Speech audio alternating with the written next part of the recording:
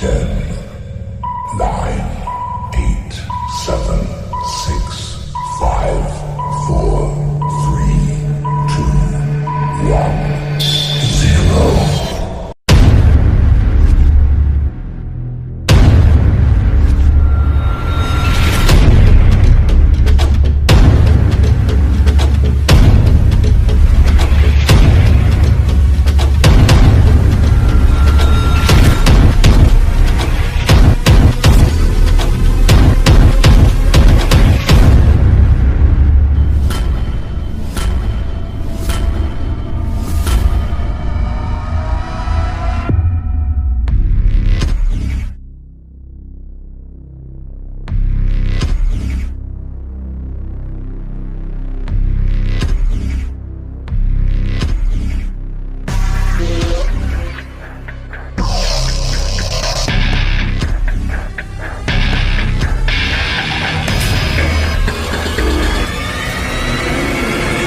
Environmental science is the field that studies how nature works, how the environment affects us, how we affect the environment, and how to deal with environmental problems and live more sustainably. It is an interdisciplinary field as it is related with various areas such as chemistry, engineering, medical science, life science, agriculture, sanitary engineering, public health, and etc. There are also types of environment, such as physical or abiotic environment, living or biotic environment, social and cultural environment, and last is the psychological environment. Physical or abiotic environment is made up of the following states: the solid, liquid, and gas. These three elements signify lithosphere, hydrosphere, and atmosphere respectively. On the basis of spatial distribution, smaller units are termed as coastal environment, which was also known as the water near the shore, such as beachside, seaside, or waterside. Plateau environment, mountain environment, lake environment, river environment, maritime environment. And for the specific examples of abiotic factors, there are water, air, soil, sunlight, and minerals. In living or biotic environment, it consists of plants or flora and animals or fauna, including human beings as a significant factor. Thus, biotic environment can be two types such as flora environment and fauna environment. Third one is the social and cultural environment, which includes the varied aspects of socio-cultural interactions along with its outcomes such as beliefs, attitudes, stereotypes, and etc. The tangible and intangible aspects of environment are included in it. The last one is the psychological environment, which deals with the perception and experiences related to any environmental setting. Some environment may be stimulating and exciting for us, while others may be dull and boring. This is more than often used in the organizational context.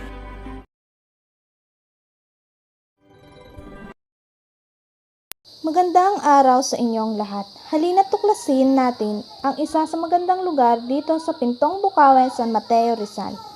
At tinatawag itong Upper Marikina River Basin and Protected Landscape o mas kilala sa tawag na Mount Sinai or Tapaw. Ang Tapaw ay isa sa mga dinarayo ng mga turista dito sa aming lugar dahil sa nakakaliw at nakakamahang ganda ng tanawin nito. Malakas at sariwa ang hangin, mga puno at halaman ay nagsasayawan sa tuwing humahangin ng malakas. Mga kulay berde na matatanaw sa overlooking kung saan ikaw ay marerelax at mapapawi ang iyong stress. Ang 10 utos ng Diyos, mga duyan at kubo na maaari mong tambayan upang mapawi ang iyong pagod. Maaari ka ring rumenta ng ATV para malibot mo ang buong lugar. Umakyat sa hanging bridge at kumuha ng magagandang litrato. Yan lamang ay isa sa mga halimbawa ng mga gandang tanawin at maaari mong gawin dito sa aming lugar o mas kilalang Tapaw.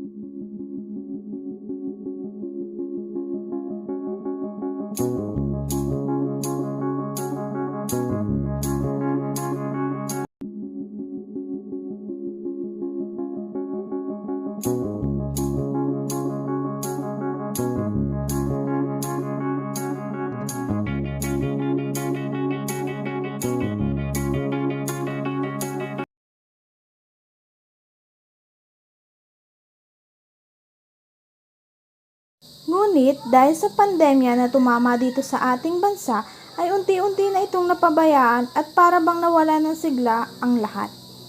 Ang basura ay pakalat-kalat na lamang kung saan-saan. Ang mga upuan na dati ay kay ganda ngayon ay nabubulok na lamang. Ang mga dahon ng puno ay nagkakalagas-lagas na lamang. Ang mga halaman ay nalalanta na rin. Maging ang ibang tali ng hanging bridge ay bumibigay na. Ang dati kay gandang kalsada ay ngayon ay nasisira na rin. Ilan lamang yan sa mga halimbawa ng mga problema ngayon dito sa Tapaw, na dati ay kay ganda at kalihalinang tignan, ngayon ay parang... Hi guys, welcome to my vlog. This is Charlene Bornebo from Btvted to the FSM.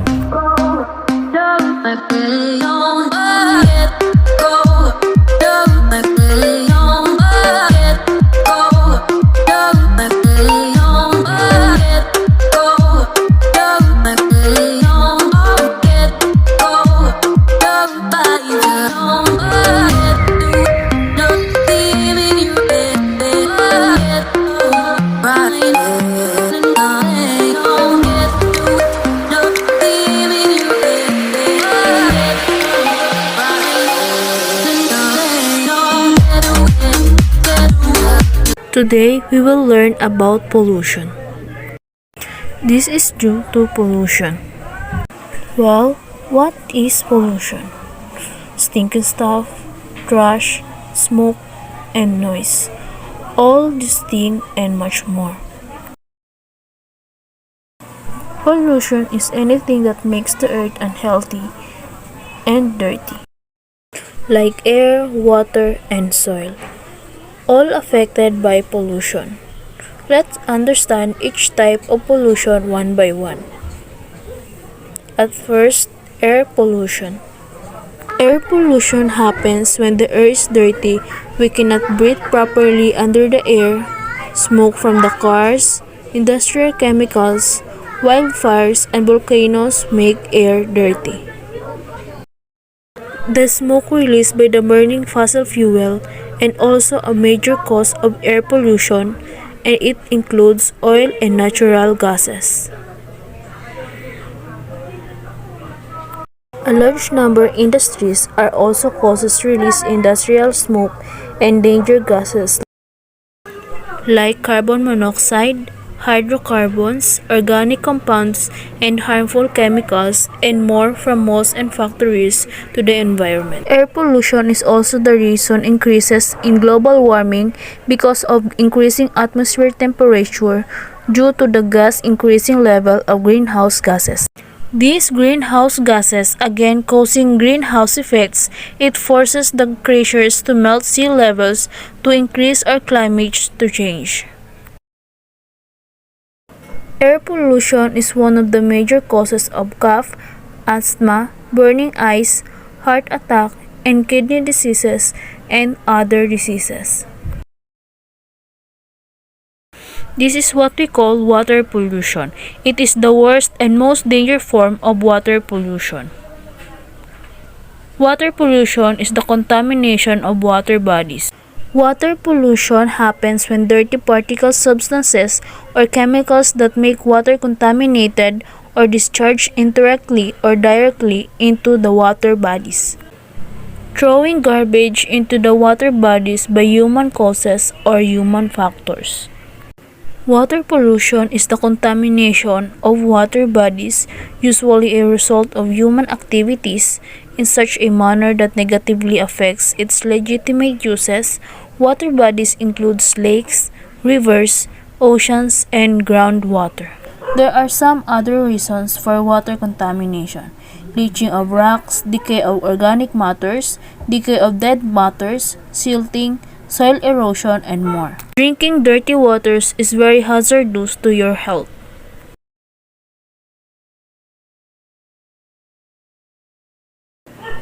This is what we call soil pollution. Soil pollution is destruction of the Earth's land surfaces. It is caused by solid waste and chemicals.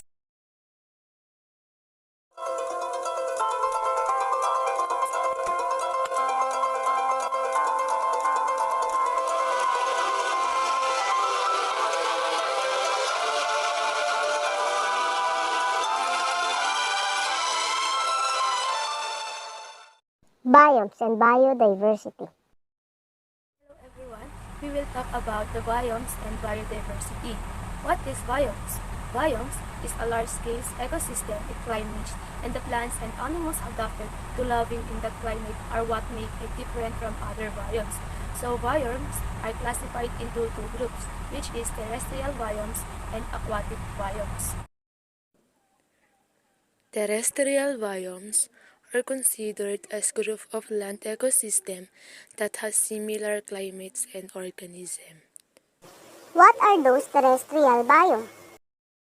Terrestrial biome are number 1, tundra. Tundra is distinct with its frozen soil called permafrost, which is found all year long due to extreme cold and dry environment. Number 2, taiga. Also called as boreal forests, are dominated by coniferous trees, which is found in south of Arctic Circle and across Canada, Alaska, Russia, and northern Europe. Number 3, deciduous or temperate forest. Deciduous or temperate forests is usually found in mid-latitude regions such as North America, Western Europe, Chile, New Zealand, and Eastern Asia. It receives enough rain to support trees and plant growth. Number 4, tropical rainforest. It is found in regions close to equator with warm and humid climate all year long. Among the biomes, it has the highest net primary production. Number 5, savanna. Grassland with scattered trees and small shrubs which are located in Africa, South America, and northern Australia. Number 6, shrubland or chaparral. It has a very hot and dry climate. It is dominated by shrubs that are adapted to periodic fires, where some plants produce seeds that can generated only after fire. Number 7, temperate grassland. It is mostly populated by grasses and other non-woody plants. It receives 25 to 75 centimeters of rain per year. The temperature and water is enough to sustain plant growth. Number 8, subtropical desert. Receive less than 25 centimeters of rain per year. It undergoes large shifts of temperature change in the course of the day. It has very low plant and animal diversity due to very dry conditions. Now, let's talk about aquatic biomes. Aquatic biomes include freshwater and marine ecosystem. It is also influenced by abiotic factors such as the amount of sunlight, temperature, and water movements. It includes lakes and ponds, rivers and streams, wetlands, and oceans. What are those aquatic biomes? Aquatic biomes are number 1, lakes and ponds. Number 2, rivers and streams. Number 3, wetlands. And last but not the least, ocean. Ocean is the largest aquatic biome that consists of water with high salt concentration. Now we will discuss biodiversity. What is biodiversity? Biodiversity refers to the variety within and between all the species of plants, animals, and microorganisms in the ecosystem. There are 3 levels of biodiversity: genetic, species, and ecosystem. First is genetic. Refers to the variety of genes within a species. Number 2, species. Is the variety of species within the region which is not evenly distributed around the world. Last is ecosystem. Is the variety of ecosystem in a given place. That's all for biomes and biodiversity.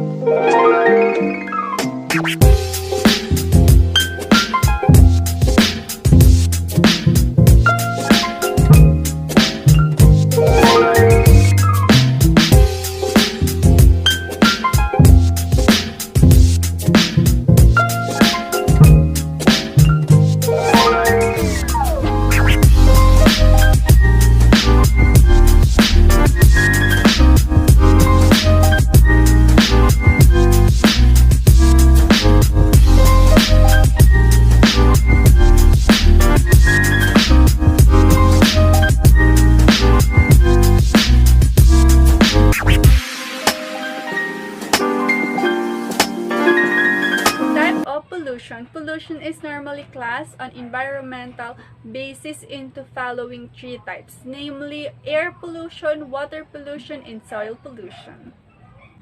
Water pollution. Water pollution is contamination of water bodies, usually as a result of human activities.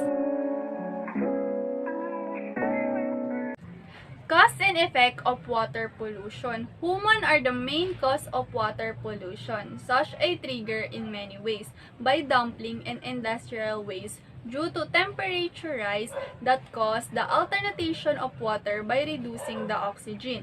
It is composed or due deforestation it caused by sediments and bacteria to upper under the soil. Soil pollution. Soil pollution as defined as the presence of the toxic chemical, pollution or contamination in soil in high enough concentration to pose a risk to human health or ecosystem.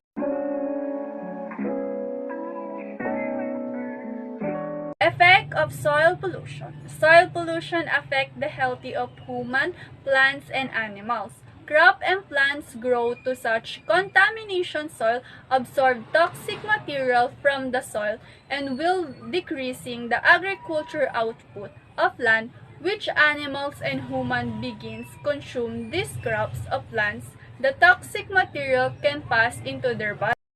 Good day everyone, my name is Jennifer G. Aton from Btvted 2D FSM. I will discuss about the different environmental problem like air pollution.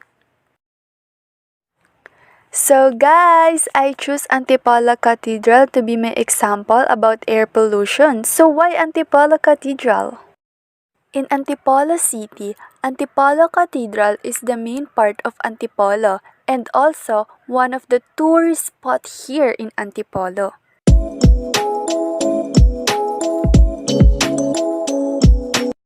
Antipolo Cathedral is also surrounded by malls, food stall, fast food chain, and other buildings. First, I will discuss what air pollution. Air pollution is mixture of solid particles and gases in air. Car emissions, chemical from factory, dust in pollen, and mold spores may be suspended or particles ozone, as gas is a major part of air pollution in city. When ozone form, air pollution is called smog.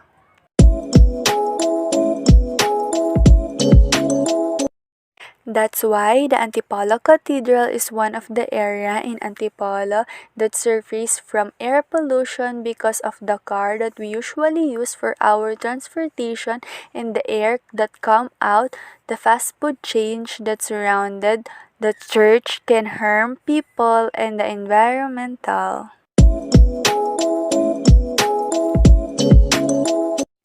So thank you guys for joining me for this adventure.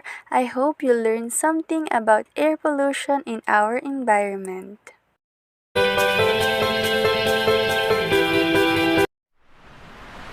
Ilang taon, buwan, linggo at mga araw, patuloy pa din tayong namumroblema sa usaping basura kung saan hanggang ngayon ay hindi pa rin masolusyonan. 1.3 bilyong tonelada ang nalilikha ng basura sa isang araw sa buong mundo.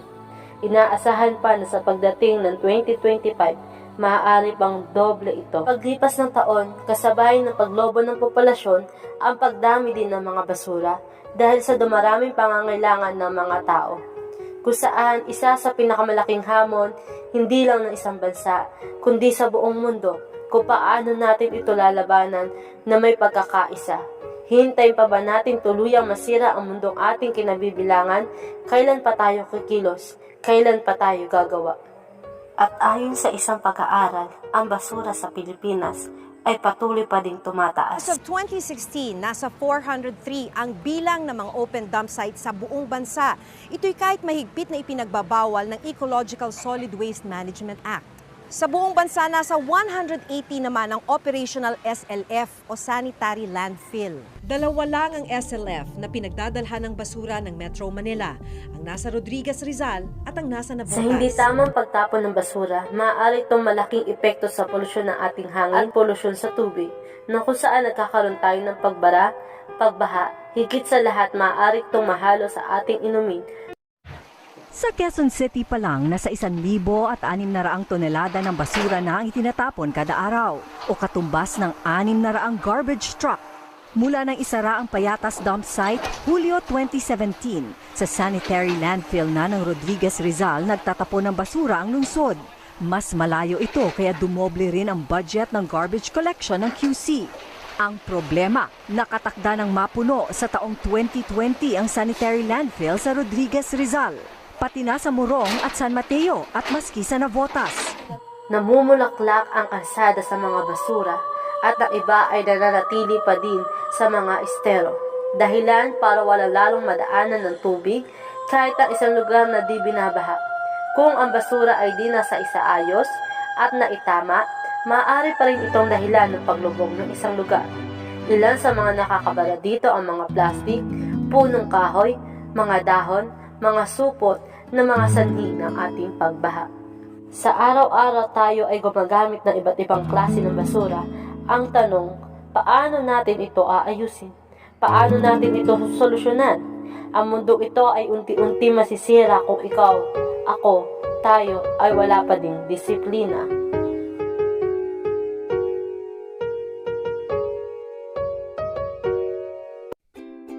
May 5 klase tayong paraan paano natin dapat itapon ang ating mga basura.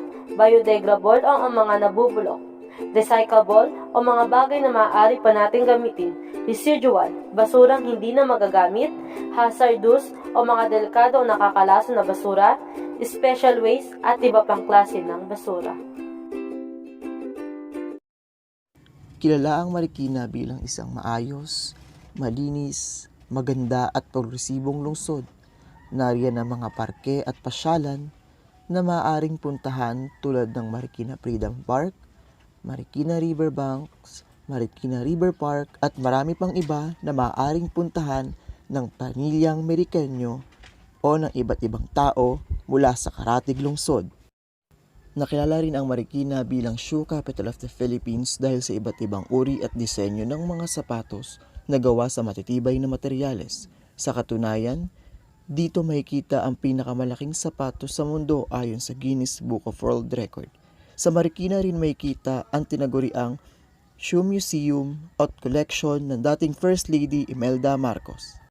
Pagdating sa kaayusan at kalinisan, dyan din nakilala ang lungsod ng Marikina. Sa katunayan, binansagan itong Little Singapore of the Philippines.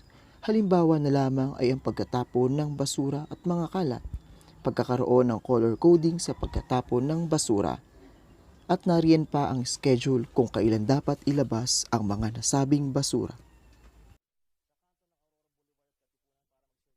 Taong 2009, dumating ang bangungot sa mga Marikenyo at sa mga karatig bayan ng Marikina dahil sa bagyong Undoy. Ngunit ang lubhang naapektuhan ay ang lungsod ng Marikina dahil sa pag-apaw ng Marikina River na umabot sa 21.5 meters.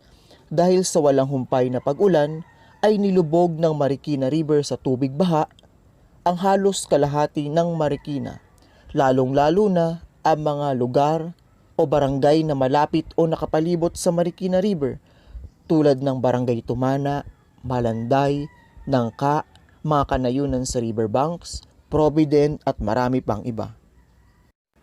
Dahil sa bagsik, walang humpay na pag-ulan at mabilis na pagtaas ng antas ng tubig baha, ay minabuti ng iba na umakyat sa mga matataas na palapag ng kani-kanilang tahanan upang makaligtas sa bagyong Undoy. Makalipas ang ilang mga oras at magkaroon ng mabuti-buting panahon, ay tumambad sa mga tao ang lawak at laki ng pinsala na nadulot ng bagyong Undoy. Nariyan ang iba't ibang kalat, basura. Nariyan din nagkalat ang mga bangkay ng patay na hayop, gayon din ang bangkay ng mga patay na tao. Sa katunayan, Tone-toneladang basura ang nagkalat mula sa iba't ibang lugar. Naging malaking problema ito dahil sa tagal ng clearing operation na aabutin. Kaya naman, humingi na ng tulong ang lungsod ng Marikina sa mga karatig bayan upang tulungan silang maisaayos ang lungsod ng Marikina at maibalik ang sigla.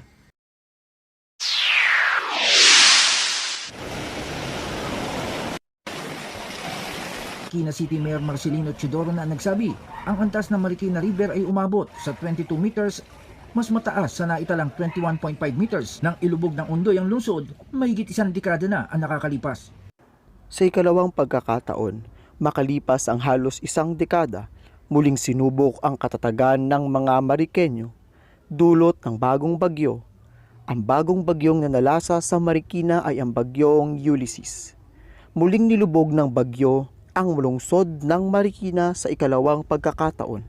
Nauna rito ay ang bagyong Undoy na nakapagtala ng 21.5 meters na antas ng tubig.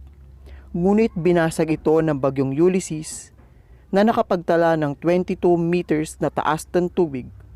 Dahil dito, lubhang napinsala muli ang Marikina sa ikalawang pagkakataon. Kitang-kita sa mga larawan at mga aerial shots ang pinsalang dinulot ng nasabing bagyo. Muli nitong nilubog ang mga lugar o di kaya'y barangay na malapit sa ilog Marikina.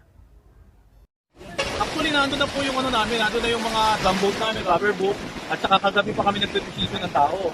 Kaya lang sa dami nga na humihingi ng tulong, na-overwhelm mo kami, kaya ngayon nagpadala pa kami ng additional na mga tao, kaya lang na nahihirapan kami mag-penetrate pumato kasi lampas po na yung so baka manganganit din yung mga kapulisan namin. Pero ganun pa man po, ipilitin pa rin namin kung ano magagawa namin.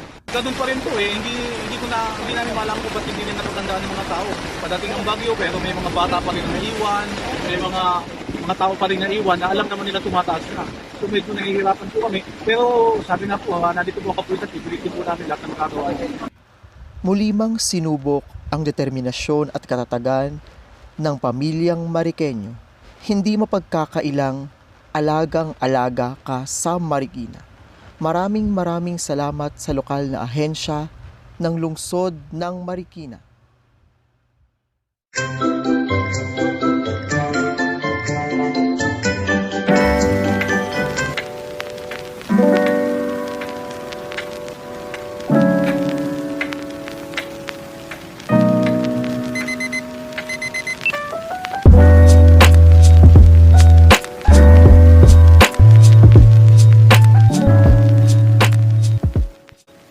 The humankind continue to survive and prosper because of this most essential resources, the land.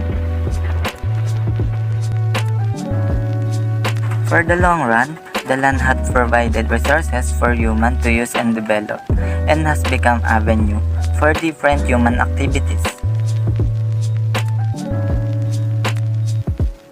According to the Food Agriculture Organization of the United Nations, land and land resources refer to the lineable area of Earth's terrestrial surface, encompassing all attributes of biosphere immediately above or below the surface, including those of the near surface, climate, the soil and terrain forms. The surface hydrology, including shallow lakes, river, marshes, and swamps. The near surface sedimentary layers and associated groundwater and geohydrological reserve. The plant and the animals population, the human settlement pattern, and physical result of past and present human activity, raising water, storage or drainage, structures, roads, building, etc. There were several definitions of what land and its resources is, but all of it boils down to the one meaning: the land has provided a lot of benefits for human survival, and in return, all of these resources must be taken care of. Making land development needs a lot of consideration to maintain optimum balance. There were factors that has to be considered to maintain the balance while aiming for the land development. These factors were productive, biotic, environmental, climate regulation, hydrologic, storage, waste, and pollution control, living space, archive or heritage, and connective space. Imbalanced utilization of land may result to a lot of problems. The most concerning of it all is land degradation.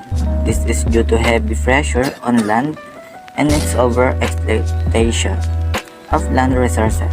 This could either be due to natural process, land uses, or other human activities and habitation patterns such as land contamination, soil erosion, and destruction of vegetation covers.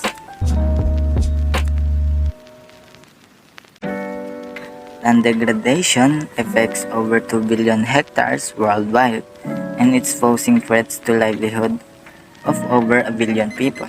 Latest reports from FAO of United Nations even show that these circumstances have reached its worrying levels. Alongside many complex natural and human-induced phenomena is this occurrence of many environmental issues in land use. There were several direct and indirect causes of accelerated environmental degradation, and some of these were as follows.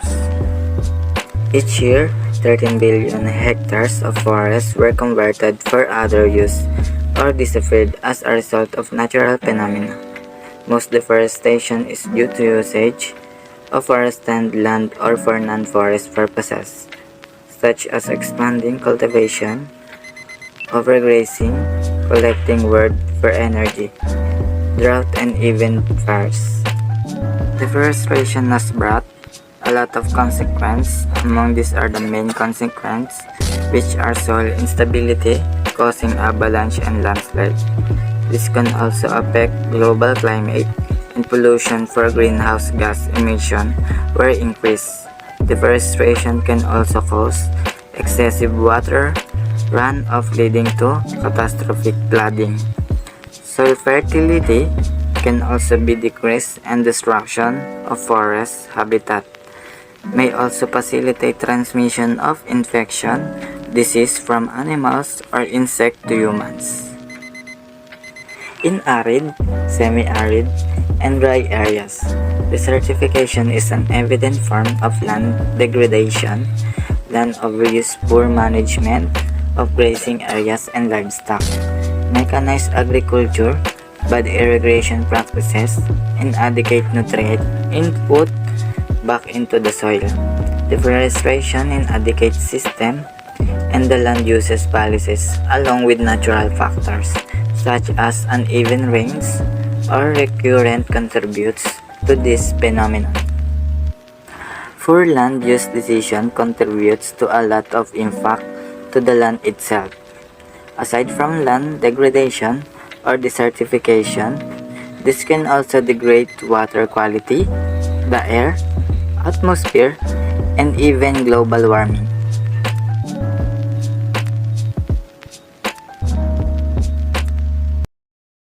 Our environment has been experiencing various environmental pressures that lead to loss of biodiversity.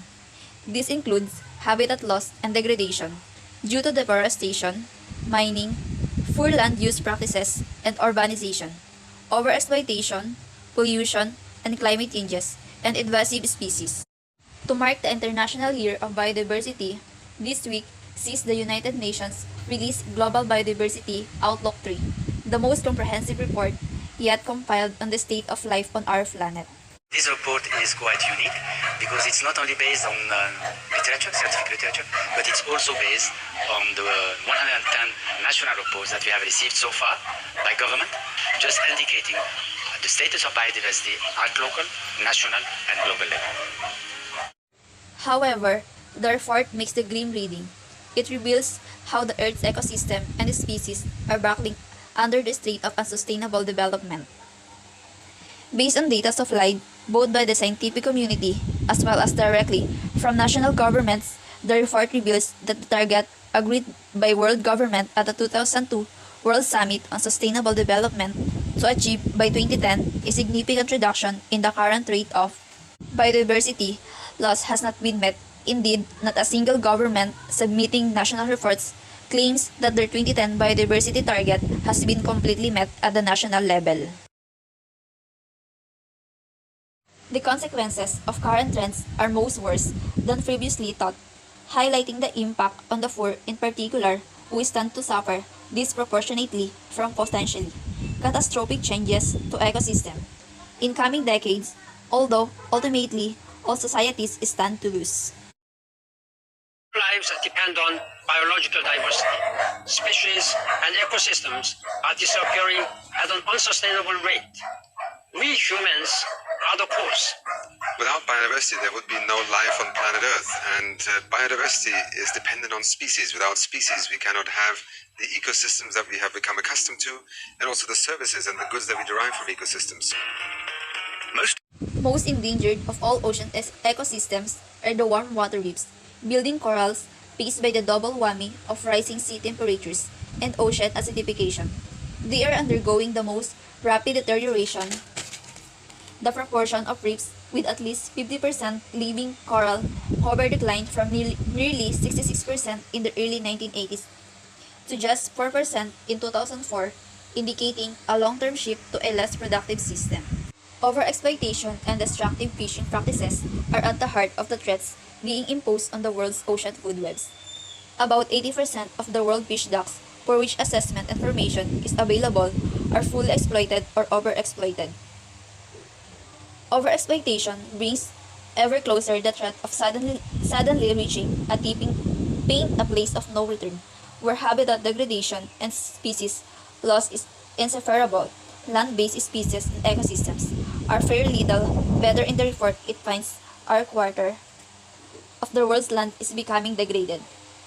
The report shows that although deforestation has recently slowed in some current countries, most notably in Amazon forests, continue to be lost at a rapid rate. Approximately 130,000 square kilometers per year, forests are estimated to contain more than half the world's terrestrial animal and plant species. Says that report, but there has been some progress too. Well, the little-known secret is that the Amazon has gone from almost no protection to 57% protected. And while that's not enough, it shows you can actually make a big difference. And the real issue now is to bring it all to scale and to really work it into the economics of the world. Of 292 large river systems, 2/3 have become moderately or highly fragmented by dams and reservoirs. Water quality shows variable trends, with improvement in southern regions being offset by serious pollution. In many densely populated areas, one group of species, tropical freshwater fish, have declined by 74%. Part of nature, and nature cannot exist without human being, and we, human being, cannot exist without nature. The population of wild vertebrate species fell by an average of 31% globally between 1970 and 2006, with the decline especially severe in the tropics and in freshwater ecosystems. And of domesticated animals, at least 1/5 of livestock breeds are at risk of extinction. The true figure may be much higher. We do not know when we will come to the point where it is a species loss is irreparable. We cannot actually retrieve that species anymore. We cannot wait for catastrophe to galvanize public opinion and public understanding, because we don't know enough even about biodiversity. We are learning as we go along, and we may well be causing things to go into extinction that could be very vital to our future. Although important progress is being made to conserve plant genetic diversity, especially through using seed banks, overall genetic diversity is being lost in both natural ecosystems and in systems of crop and livestock Losing production. biodiversity is undermining critical ecosystem services, the provisioning of food, clean water, the regulating surface, the way we regulate our climate, pollination services. There's cultural importance of biodiversity, and the economic value.